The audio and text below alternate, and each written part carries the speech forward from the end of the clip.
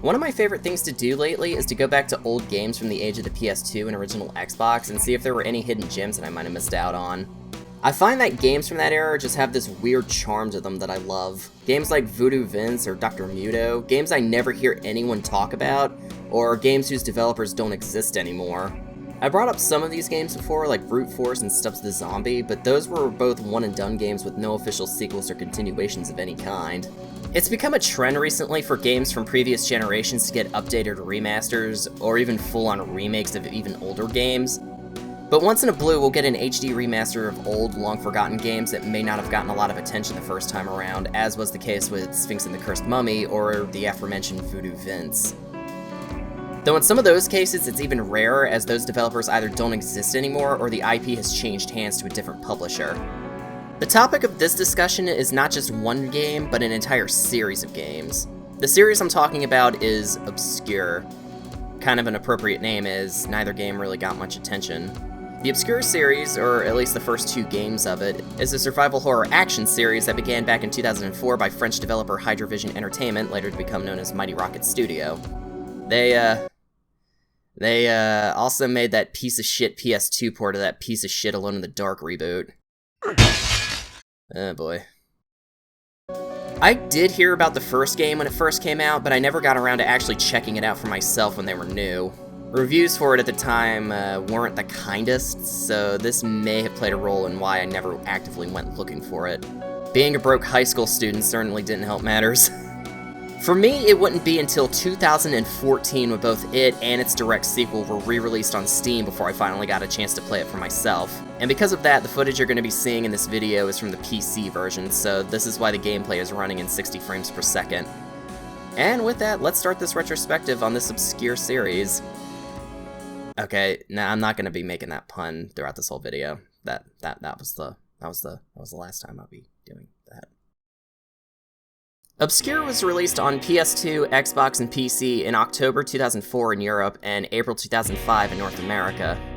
You can probably tell by looking at it that it follows a pretty similar survival horror setup as the PS2 era Silent Hill games. Heck, Silent Hill 4 had just come out around the time this did, but that's besides the point. In terms of the game's plot, well, have you ever seen the movie The Faculty? Well, it's not a direct ripoff of The Faculty, but there are a lot of homages here. Instead of aliens, it's people and creatures being mutated by weird plants, which serves as the primary antagonistic force throughout the game, and its sequel, for that matter. The game takes place at Leafmore High, a kind of high school slash boarding school, I think? I mean, it's a high school, but there are dorms. I'm meant to assume the game takes place in America, but I'm not familiar of any high schools that had dorms that weren't boarding schools. Come to think of it, Life is Strange had a high school like this too, and that game was also made by a French developer. Maybe it's a French thing. Oui, baguette. Just starting up a new game, it goes from 0 to 60 within the first 5 minutes. You start by playing one of the 5 playable characters, Kenny. Trying to find his missing gym bag leads to him stumbling upon an old garden house in the back of the school. Investigating further, Kenny discovers a creepy dungeon, strange lab equipment, and a lost student who looks like he's been down here for a while. But considering the door was unlocked, couldn't he have just, I don't know, walked out? I mean, he even finds a gun in the very next scene. Whatever. During the escape attempt, strange creatures appear and attack you. Long story short, you can try to run, but it's to no avail.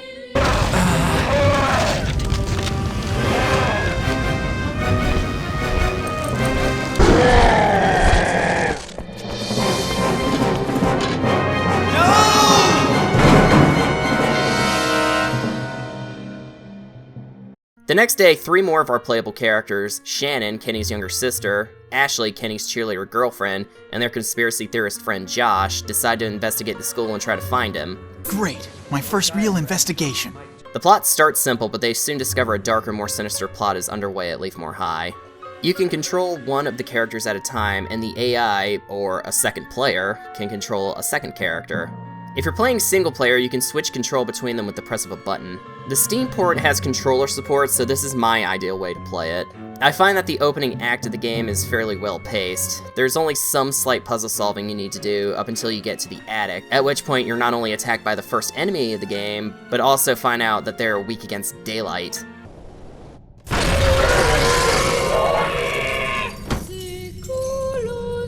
This becomes a gameplay element, using flashlights and smashing out windows to weaken enemies and prevent the room you're in from filling with choking darkness. You're able to duct tape flashlights to your guns as well. Once you've opened up the courtyard, you can use this area as one of the game's many safe havens to save, swap out your characters, and trade inventory between characters you're using and aren't using. Switching characters and their inventory can get a little annoying. For example, if you've already got a character following you, you need to switch to the character you want to trade out, hand over all the inventory items to the first character, switch back to the first character, and then talk to the character that you want to have join you. A unified inventory menu would have been more favorable, something that the sequel thankfully implements, but I'll get more into that later. It's around this time you meet the 5th playable character, Stan, hacking a school computer to change his grades. And I guess now would be a good time to bring up each character's special abilities. On the Xbox 360 controller, the right trigger allows you to perform a special ability. Josh can quickly scan rooms to see if there are any items such as ammo or important plot advancing items. There's nothing left for us here. There's nothing left for us here. I just know there's something else. I just know there's something else. Ashley can land stronger attacks on enemies and can fire 2 shots in quick succession with whatever gun she's currently holding. Stan can pick locks the fastest and can tell if there are any locks in a room that can be picked. Somewhere there's a lock I can crack open. Kenny, whom you reunite with a little later in the game, can sprint a short amount of time, handy if you're getting overrun and need to exit a room quickly. And Shannon gives you hints on what to do next if you find yourself stuck. Got it. This is the key to Friedman's secret hideaway behind the library. Let's go see what's in there.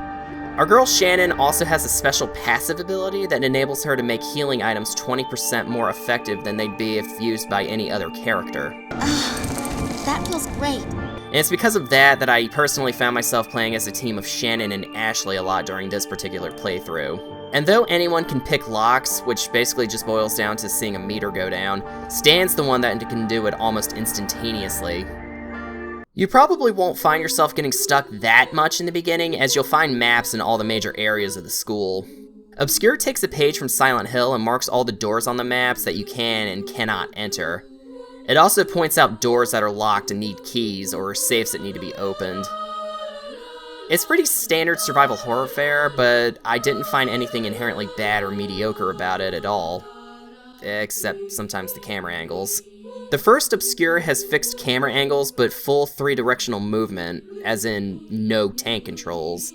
And while that by itself isn't a bad thing, in fact I found the controls to be very smooth and responsive, it can throw you off sometimes when you're moving and the camera abruptly switches angles on you. That, and sometimes when battling monsters, you're not given a good view of them until they're either chomping on your ankles or strangling you from up on the ceiling. Again, something the sequel rectifies. For the most part, the camera is pulled back just enough to give you a good view of everything. It's just during some parts you'll probably find yourself wishing the camera would zoom out just a little bit more. When you reach the halfway point of the game, the sun starts to go down, so you won't be able to use the strategy of smashing out windows for sunlight. But because the rooms you explore really never get super invaded by enemies, and the fact that your flashlight never runs out of batteries, this doesn't really become a major issue. In fact, the only time you'll really have any kind of difficulty with the enemies are the times you fight the big ugly queen enemies, because their weak point is their head, which they constantly block your shots from. And these big ugly tree guys because they're such bullet sponges. You might get pulled by one of the fly things, but I never really had much trouble breaking loose from them. And because enemies don't respawn when you kill them, you won't have to worry about running into any when you're trying to get stuff done. Overall, the creature designs look alright in-game, but I found their concept art to be somewhat more interesting. When I was capturing footage for this video, I played the game on the standard normal difficulty, and I didn't run into too much trouble, except for a time or two when I got overwhelmed and accidentally got one of my characters killed. Which brings up my next point. This game has permadeath, which means when a character dies, either by being killed by enemies or a trap, that character, and by extension their special ability, is gone for the rest of the game. For example, there's a moment right after you fight the bloated boss monster in the amphitheater, and you have to go down an elevator shaft. You have to move the elevator to the top floor to be able to climb down it, but if you forget to turn the safety on, a cutscene will play where it shows the elevator crashing into one of your characters and killing them. For example, I got footage of it killing Josh, though in my very first playthrough, I think it actually killed Stan, so I think it's random which character dies here. The game will continue on as normal with that character staying dead for the rest of the story, but you'll only get a game over if all 5 of your characters die. It's totally possible to finish the game with only 1 character left alive, but as long as you're careful with your items and save often, it generally isn't super hard to keep them all alive. Though since the sequel stars most of the game's cast, the permadeath should be seen more as a gameplay element rather than a player-made decision or long-term consequence of the story. And yeah, that is a bit of a spoiler, but it helps to explain why characters who may have died during your playthrough suddenly show up again in the sequel. Come to think of it, the game tries to go for the early Resident Evil route and has limited saves. You find discs scattered throughout that allow you to save your game, and they're one-time use discs like the ink ribbons in the Resident Evil games. Maybe it was because I generally try to conserve items as much as possible in survival horror games, but I still had a surplus of them by the time I beat the game. Visually speaking, for a game originally from 2004, the HD remaster on Steam looks surprisingly good, especially the environments. Though for some reason, when this game, as well as ObsCure 2, were remastered for Steam, they weren't given proper widescreen support, so you'll be playing both games with these weird black bars on the sides. But even so, the game still looks sharp and runs at a consistent 60 frames per second. And I absolutely have to talk about the music. Both ObsCure games use heavy orchestral and choir pieces. I find they do an amazing job accentuating the atmosphere.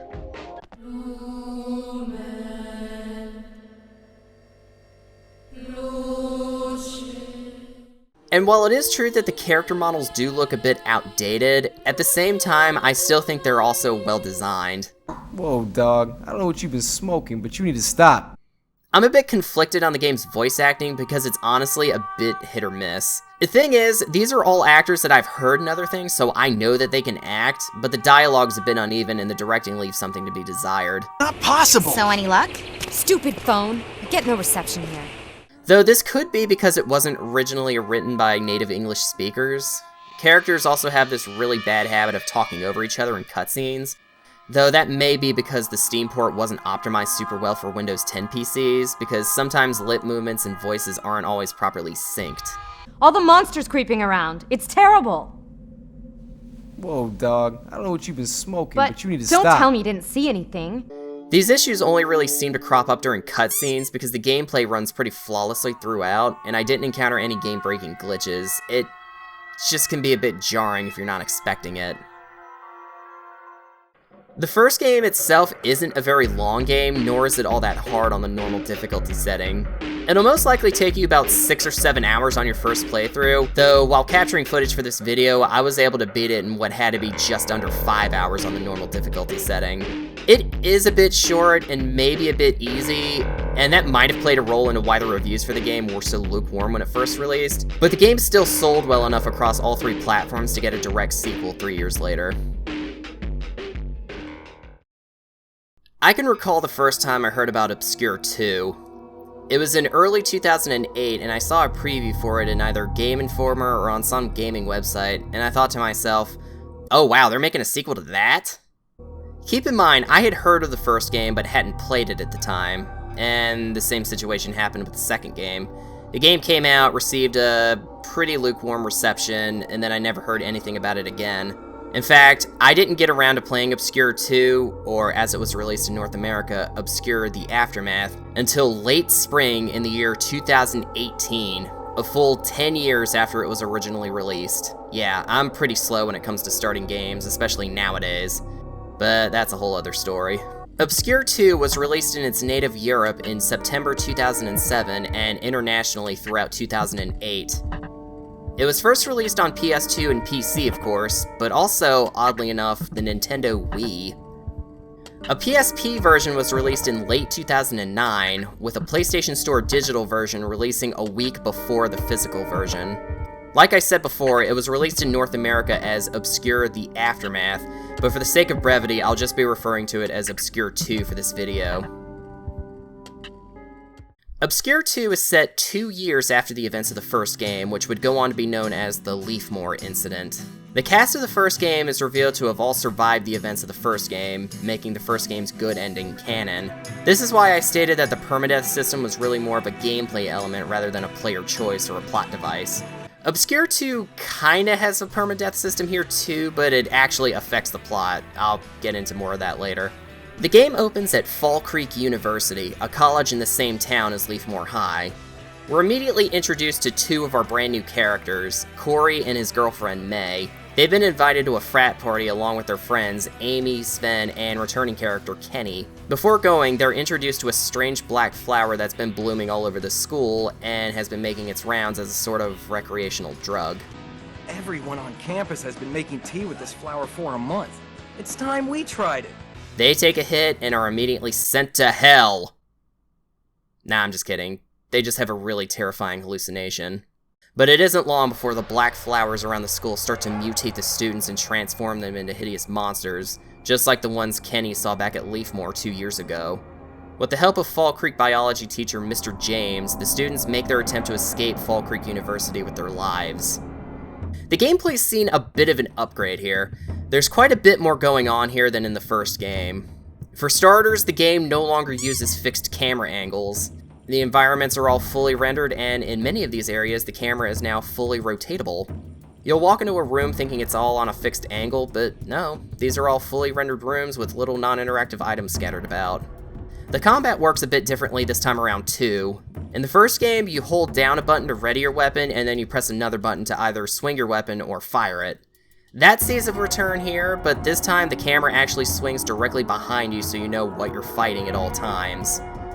You really have to get up into a monster's face to hit them with melee weapons, and though it's still pretty basic, it feels a lot more visceral this time around, if just a smidge clunkier, in my opinion. In fact, visceral is probably an appropriate word to use for this entire game, because overall, it's a lot bloodier and gorier than the first game. This time around, when you kill certain medium or large-sized enemies, their still beating hearts will drop, with which you draw blood out with a syringe to create healing serums. These syringes are upgraded throughout the course of the game, which will allow you to create more and more effective serums. There's also a larger focus on puzzle solving this time around as well. This ties into each character having special abilities, just like in the first game. Corey is good at climbing certain ledges due to his experience with sneaking in and out of May's bedroom over the years. May is a skilled hacker and can hack certain terminals. Kenny's strength comes into play again, but this time it is used to remove certain large obstacles, a trait that is also shared later by Sven. And Amy can examine certain objects and find clues such as safe combinations and door codes. A little ways into the game, we're reintroduced to two of our returning characters. Shannon, Kenny's younger sister who has somehow adapted to the black spores during the events of the first game, and Stan, who, after a run-in with the law, has reformed and lives an honest life as a truck driver. Both characters make a return and also have their own special abilities. Shannon can inhale black spores covering certain doors to allow you to open them safely, and Stan can lockpick just as he did in the first game. Though this time around, lockpicking is done via a minigame. These start out pretty simple, but then they get really fucking annoying later in the game. They even throw a lockpicking segment in the final boss fight just to piss you off, I guess. But this might be a good time to bring up that yes, limited saves are back, but are handled differently here. Instead of using a limited supply of save disks, you now find black flowers growing on the walls. You can activate them to save your game once, but then afterward they are gone for the rest of the game. You cannot use the same save point twice, so multiple save points are recommended to prevent yourself getting trapped into a dead game. Having said that, the game usually never has them spread out too far, and the game overall really isn't that hard. You only get one difficulty setting this time around, but I actually found it to be a pretty comfortable ride. ObsCure 2 has a much wider variety of locations this time around compared to the first game. Since you're now exploring more of the town and not just a school, you get to see more varied areas such as the woods, a hospital, a dam, and a small island, just to name a few. And they added quite a bit of polish to these areas. They look nice and eerie. It can feel like the story is on rails sometimes, considering how much it has you moving around, and it is true that there isn't as much to explore in terms of extra branching paths, but the added variety and types of areas is welcome in my opinion. This time around, since the story moves you from one area to the next, the game will usually assign characters for you, since the puzzles involve a character's special skill to accomplish, or because of story-related reasons. It does detract from being able to use your favorite characters whenever you want for the most part, but this also gives the game a chance to flesh the characters out more. Add to the fact that the game now has a unified inventory system, you now no longer have to worry about all of your weapons and items being with a set character and not with another character when the game switches you over to another. So you're never empty-handed unless you've used up all your ammo and healing items yourself. Another thing that the game handles differently is permadeath. Whenever you die, the game kicks you back to the save selection screen, instead of having the game continue on with whatever character you have left on standby. Without giving too much away, let's just say that certain puzzles involve certain characters, and you'll know that when a character dies that you won't have to do that type of puzzle again for the rest of the game. It's all done for plot-related reasons this time, rather than as a gameplay mechanic, and it does sting just that much more if you grow attached to these characters like I did, because it actually fleshes them out more here. Presentation-wise, there's obviously an improvement in the game's visuals. Character designs are pretty great, even if I think Shannon's goth phase was a little out of nowhere. And the environments, like I said earlier, look fantastic. Even more impressive with them being explorable with a fully rotatable camera. Couple that with the use of choir like in ObsCure 1, and you get some really haunting areas, particularly towards the end. On the downside, Shannon, Kenny, and Stan's voice actors from the first game do not reprise their roles here, which is a bit of a bummer because I liked the actors as those characters, even if the direction was a bit wonky at times. The new voice actors aren't terrible, but I don't really find them that fitting. Kenny's disappeared. You wouldn't know anything about it, would you? Put up a fight, for Christ's sake. We're family. If I can do it, there's no reason for you to lose it. And I'm also a bit biased because, like I said before, these were all actors that I've heard in other things, so it was a bummer not hearing them in this sequel. But since the game's cast is largely new characters though, I can say that the new characters sound pretty good and have some decent direction this time around. The one thing that weirds me out personally is the character models during the game's numerous pre-rendered cutscenes. Sometimes they can look a bit... ugh. Shannon in particular looks like she's aged 20 years between games. I did spot some translation errors here and there, though. I thought Leafmore was a high school, not a college. It's happening again! What are you talking about? At the college I was at 2 years ago, students died from crap like this. Also, why does Shannon refer to Kenny as little brother, when the first game already established that he's the older brother? Then you're going to die, little brother. Hell, he even calls her little sister later in the game at multiple points, might I add, so what's going on here? Honestly, I smell a rushed translation. It's mostly just small continuity errors, as the rest of the dialogue is pretty solid for the most part. Overall, I'm a bit conflicted on which of the first two games I prefer.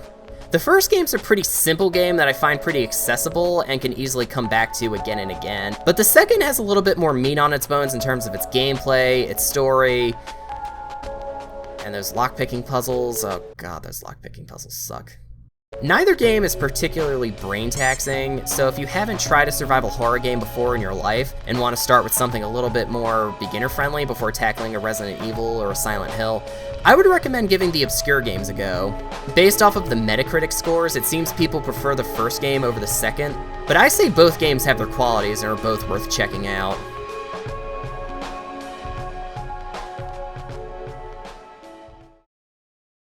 I could very easily end the retrospective here, but the truth is there's actually one more game in the ObsCure series to talk about.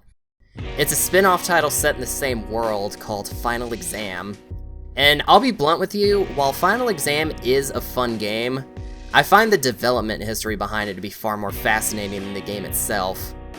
That's not to say that Final Exam is bad by any means, but it does leave me wondering where the series could have gone after ObsCure 2. Following ObsCure 2's development, Hydrovision began work on what would have been a new game in the series called ObsCure Dark Aura. The game in question would have been released on the PSP and the Nintendo DS. This is where some of the details behind the development of it become a bit hazy, because some sources claim that Dark Aura would have been a direct sequel to ObsCure 2 starring Shannon, and other sources claim that it would have been a prequel focusing on the Delta Theta Gamma Brotherhood from ObsCure 2.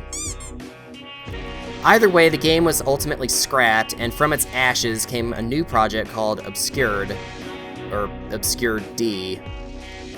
I don't know. I'm just gonna pronounce it as Obscured because that sounds less dumb.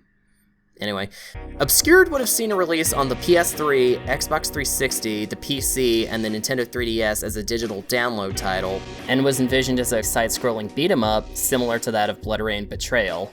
The game would have also taken a more cartoonish appearance, possibly with the intent of landing a T for teen rating rather than N for mature, and it would have had co-op functionality. The game would have been a midquel, taking place mere days before the events of Obscure 2, if the plot details from a supposed former Hydrovision employee are to be believed. According to these sources, it would have starred the younger sister of Ashley from the first game, who would team up with her friends to search for her and Josh, who supposedly became her boyfriend sometime after the events of Obscure 1. This would tie into the secret video you find in Obscure 2 that shows the two of them exploring the remains of Leafmore High, but I wasn't able to unlock this video because that would require finding all the small keys and opening all the weapon boxes in the game, and I'm not doing that. The full synopsis of the game's plot is floating around online, but ultimately Hydrovision shut down in 2012 and the game never saw the light of day, at least not in that form. In 2013, a few former Hydrovision employees, including the studio head, created a new company called Mighty Rocket Studio, and the company announced that a retooled version of Obscured would be released, now published by Focus Home Interactive, set for release later that year.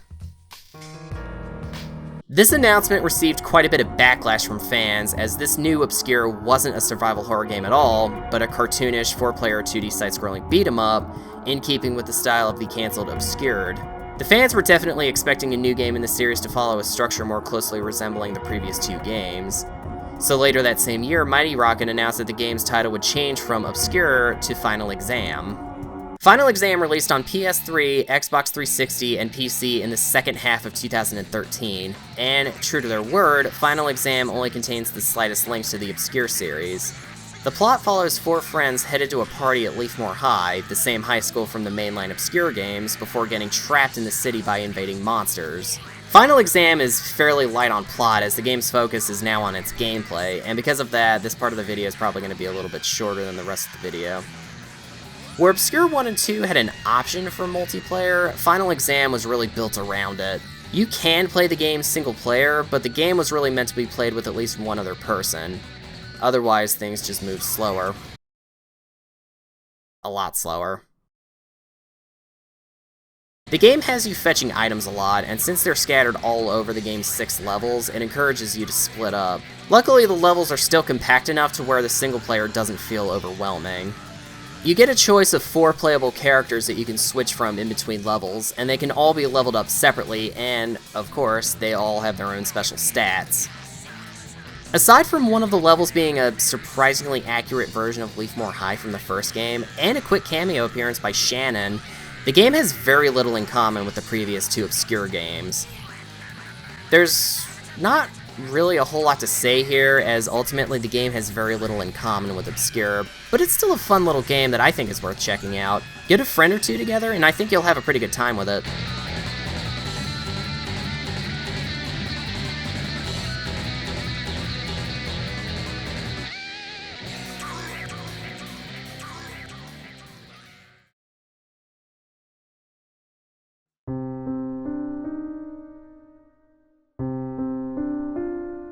Unfortunately for Final Exam, the game must have sold very poorly.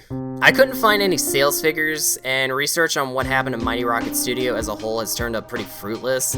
Supposedly there was a deleted tweet from them saying that they would be shutting down on September 30th, 2015, and while I do believe this ended up being the case, I also question its authenticity. But the fact that their Twitter has gone unupdated since 2014 says it all for me. Despite the fact that the Obscure series is one that's extremely unlikely to continue at this point, I still recommend checking these games out.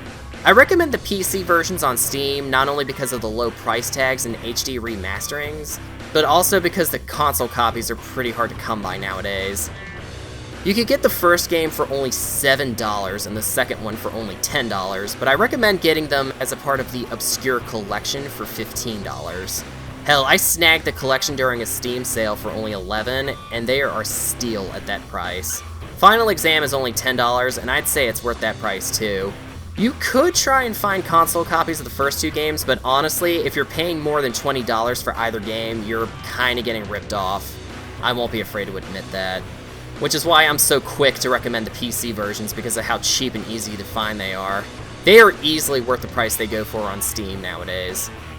All three games are ones that you can finish in a weekend, but I feel they offer enough to justify their low price tags. You don't even need super high-end PCs in order to play them. I was able to get the first one running on my old Windows Vista PC just fine. Just make sure you're running both games in compatibility mode and you're golden. Also, shameless plug here, but I have a full Let's Play of the first game over on my Let's Play channel, so if you're still on the fence about the first game, go ahead and check that out if you're still undecided. And shameless plug over. And with that, I believe this is a good place to bring a close to my retrospective on the ObsCure series. I hope you enjoyed watching this video, and I also hope I made you interested in checking these games out for yourself. Let me know in the comments section what old games from this era you enjoyed.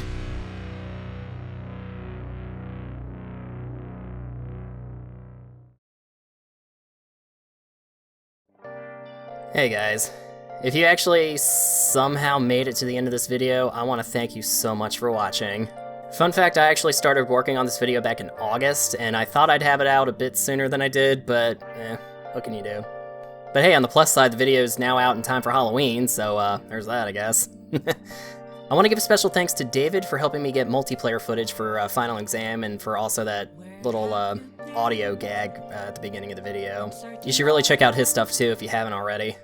I got links to all my other stuff down below, so go ahead and check those out if you feel so inclined. I had a lot of fun putting this video together, and I hope this video has convinced you to check these games out for yourself. I'd love to see this channel grow, but I can really only do that with your help, so if you feel so inclined, go ahead and share this video around to people you think might like it. And until the next one, I will see you guys later.